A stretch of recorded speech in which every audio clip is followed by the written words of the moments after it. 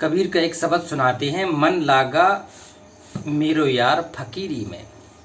बहुत ही अनमोल है ये फक्कड़ जीवन के लिए परमात्मा ने कहते हैं समर्पण के लिए ये शब्द किया है और बहुत ही अनमोल है। परमात्मा के सारे शब्द अनमोल शब्द ये संत परंपरा से साधु सन्यासियों से मिले।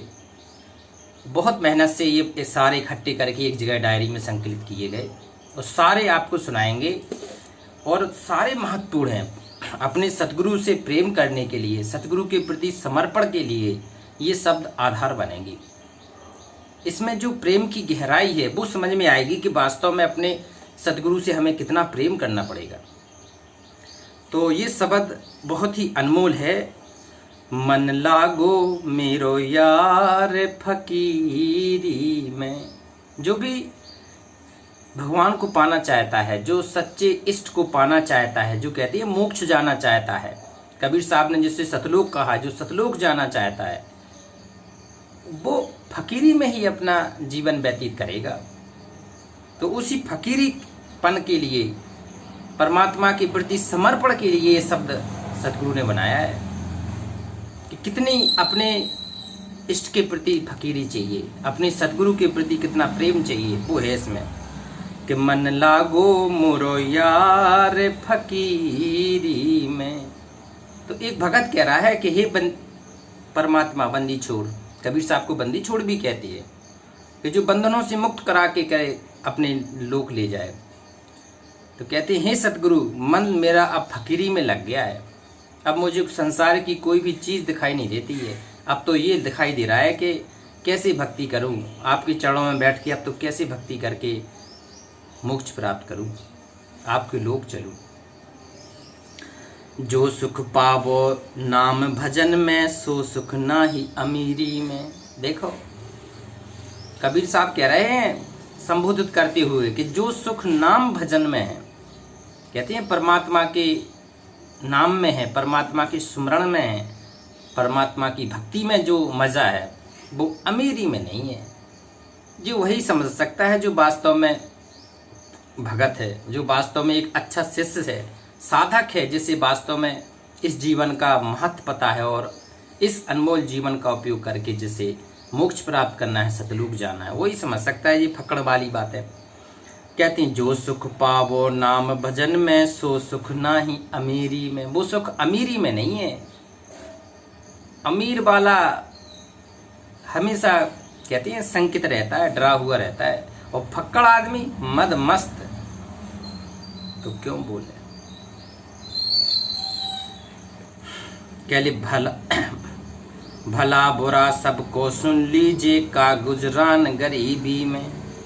भला बुरा सबको सुन लीजिए। देखो ये आदेनी की पराकाष्ठा है। कबीर साहब कह रहे हैं कोई भला भी करे बुरा भी करे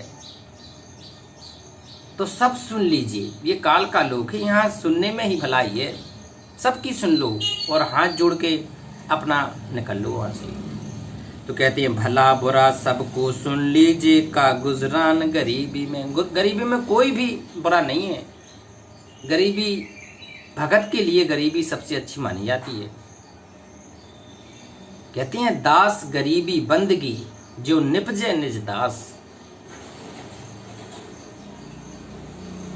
कहते हैं दे एक साखी में है पहले के, देते को नहीं देथूं, ना राखूं वर्ष करोड़। उदास गरीबी बंदगी, जो निपजे निज दास। तो परमात्मा कहते हैं कि जिसको हमें पार करना होता है तो उसको तो दास बनाऊंगा, गरीबी दूंगा, उसको बंदगी देगा, सेवा दूंगा, सुमरण के लिए समय दूंगा, तब वो निपज पाएगा, तब वो काल के जाल से भाग पाएगा, जा पाएगा। तो कहते भला बुरा सबको सुन लीजिए, क्या गुजरान गरीबी में। प्रेम नगर में रहन हमारी, और भल बनी आई सबूरी में। प्रेम नगर में रहन हमारी। प्रेम किससे करना है? प्रेम अपने इष्ट से करना है। इष्ट कौन होता है? इष्ट होता है सतगुरु। सतगुरु, क्योंकि भगवान तो हमने देखा नहीं है, तो प्रेम अब किससे करें? तो प्रेम अपने सतगुरु से प्रेम करना है, अटूट प्रेम करना है, निश्चल प्रेम करना है। ऐसा प्रेम कि जो शास्त्रों में उदाहरण दिए गए हैं। अलल पक्षी की तरह प्रेम करना है, चकोर पक्षी की तरह प्रेम करना है। ये कुछ अनूठे एग्जाम्पल दिए हैं सदगुरु कबीर साहब ने। तो कहते हैं प्रेम नगर में रहना हमारी, तो अब प्रेम नगर में रहना शुरू कर दो। प्रेम ओ भली बने आई सबूरी में, हृदय की कुटिया में आपको स्थान देना पड़ेगा अपने सच्चे सदगुरु की सबूरी में। कहते भली बनी आई सबूरी में।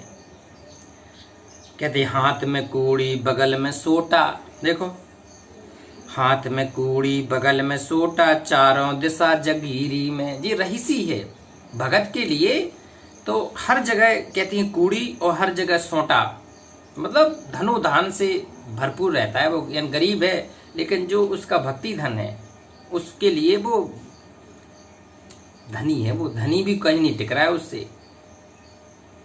परमात्मा ने कहा है कि अगर नाम रटत कन्या भली, साकट भलो न पूत। मतलब जो नाम का जाप कर रहा है वो कितना ही गरीब है, वो भगवान का अगर याद कर रहा है, सुमरन कर रहा है, तो वो अमीर है भगवान की नज़र में। और कितना भी अमीर है वो अगर भगवान को याद ही नहीं कर रहा है तो वो महागरीब है। ये है इसका सेंस। कहते हाथ में कोड़ी बगल में सोटा, चारों दिशा जगीरी में। आखिर यह तन खाक मिलेगा, ये तन है ना जी एक दिन खाक में मिल जाएगा, इसका कोई वजूद नहीं है, ये मिट्टी का पोतला है। कहते हैं मुर्दा ले मुर्दा चले मुर्दा बारन जाए, और मुर्दा बार को मुर्दा मन पसता है। बताओ कभी, अब ये बहुत गहरा है कबीर साहब का दोहा। तो उसी के मतलब इसका कोई मिट्टी से भी ज़्यादा कोई वजूद नहीं है इस तन का, क्योंकि जिस दिन श्वास निकल जाएगी 2-6 घंटे के अंदर इसमें बदबू कीड़ी आने लगती है। इतनी मतलब निकृष्ट है ये शरीर, लेकिन भगवान ने ये शरीर दिया है भगवान को पाने के लिए, इस काल के जाल से मुक्त होने के लिए ये व्यवस्था की है भगवान ने। मानुष शरीर है कि मानुष जन्म दुर्लभ है, ये मिले ना बारंबार, और तरवर से पत्ता टूट गए फिर बहुन न लगता डार। ये अनमोल है जी मानव जीवन। तो कहते हैं आखिर यह तन खाक मिलेगा, और कहाँ परत मगरूरी में। कहाँ मगरूर बना घूम रहा है, घमंड कर रहा है अपने इस चेहरे पर, इस शरीर पर कहाँ तू मगरूर कर रहा है, कहाँ अपने घमंड में भूला फिर रहा है धन के, कहाँ भूला फिर रहा है अपने जमीन जायदाद के, सुंदर पत्नी के, बच्चों के, कहाँ मद मस्त होके घूम रहा है तू, चेत जाओ। कहाँ फिरत मगरूरी में कहें कबीर सुनो भाई साधु। देखो परमात्मा संबोधन कर रहे हैं अपने साधु महात्मा को, क्या कहें कबीर सुनो भाई साधु, और साहब मिले सबूरी में, और मन लागो मुरो यार फकीरी में, मन लागो मुरो यार फकीरी में। देखो कहते हैं कहे कबीर सुनो भाई साधु, वो साहब मिले सबूरी में। साहब कहाँ है? सबूरी है। सबूरी मतलब कुटी में, अपनी आत्मा की कुटी में मिल गए। कहाँ कहाँ मैंने ढूंढता फिरा। एक शब्द है सतगुरु का कि मुँह को कहाँ ढूंढे रे बंदे, मैं तो तेरे पास में। ना तीरथ में, ना मूरत में, ना काशी कैलाश में, ना मैं जप में, ना मैं तप में, ना मैं व्रत उपवास में, ना मैं त्रिकुटी भंवर गुफा में। बताओ। और फिर बाद में क्या कह रहे हैं कबीर साहब, मैं सब श्वासन की श्वास में। वो परमात्मा कहाँ रहता है? सब श्वासन की श्वास में रहता है, सांस में रहता है। जो सांस का सुमरण करते हैं ना, तो कहते हैं सतगुरु जब चाहे सो प्रकट हो सकता है, शब्द रूप में होता है सतगुरु भगवान। तो कहती हैं साहब मिले सबूरी में, तो वो परमात्मा हमारे हृदय में मिल गया। मुझे दर्शन दे दिए भगवान ने। तो ये बहुत बड़ी बात है। ये कबीर को समझना, कबीर की वाणियों को समझना, ये बहुत बड़ी बात है। कबीर साहब ने कहा था हम ही अलख अल्लाह है।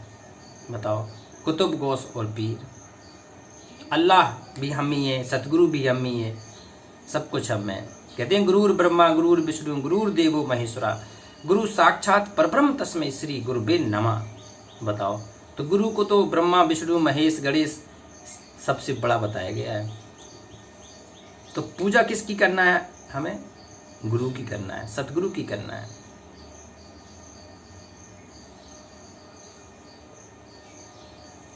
तो इष्ट के प्रति समर्पण कबीर के भजनों में ये बहुत महत्वपूर्ण है।